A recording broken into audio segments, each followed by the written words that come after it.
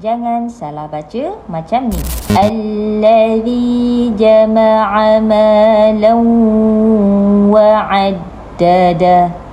Kenapa bacaan tadi salah? Jom kita dengar balik sebutan huruf ha di hujung ayat ini. Allazi jama'a malan wa 'addada. Dalam bacaan tadi, bunyi huruf ha sukun ataupun ha mati tidak kemas dan jelas. Malan wa'addada. Caranya kita perlu jelaskan lagi bunyi angin yang keluar dari pangkal kerongkong.